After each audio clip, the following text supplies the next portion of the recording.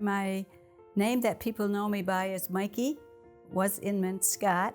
I met Ron because his brother dated my sister and eventually married my sister. And we got to know each other, dated at a young age, and got married in Muskegon, Michigan.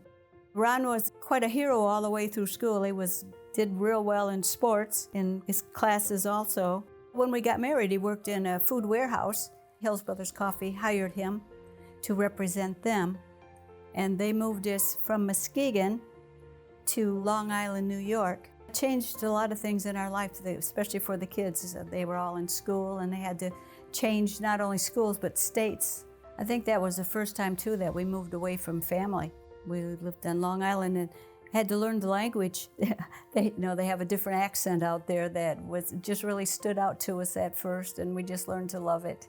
Ron had to travel into New York City from there and other areas around, and he would listen to the radio then, and there was a program where they had different ministers each day, a different one, and heard of one that was closest to us, Nesconset Church of Christ. He heard the word on the radio, and then we decided to go there, and a little 10-year-old boy greeted us, and the other people were just so loving and so kind and outgoing to us, being a new couple going there with a family of 4 kids. Their love is really what helped us stay there and learn about the Lord and change our lives for the Lord. And so we came to know the Lord Jesus Christ there and were baptized there by the minister Larry Smith. Eventually, Ron wanted to get into ministry, so we went to Great Lakes Christian College for a special program at the time for older men. It was Intensified Preacher Program is what it was called. So he was trained there. Great Lakes really helped him to even grow more, especially in the Lord. The Hargraves were a big influence. Mr. and Mrs. Hargrave were very kind people and helped us to stay there and keep on learning about the Lord and the ministry. While he was going to Great Lakes, he couldn't work because he had a full program, and so all 4 of the kids worked. Even our 12-year-old did lawns in the area. The girls babysat all the time that, they weren't in school. And our oldest son, Matthew, got a job washing dishes in a restaurant. Sometimes you just need to be willing to do things different than what you'd usually do for the Lord.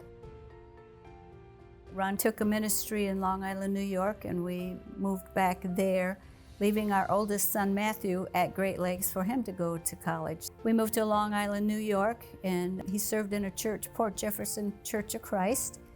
It was a pretty small church when we started there, but we had some really lovely ladies and gentlemen there, and the church grew a lot. The neighbors all got to know us, and there were neighbors and friends that were led to the Lord because of Ron's belief and his changing of his whole life. They saw that, and they wanted to have that good life too, even young ones that were friends with our kids. Eventually, we moved back to Michigan to help start new churches. Well, it was exciting. I was ready for it. Anytime that he wanted to move or felt the Lord was telling us. So it was exciting.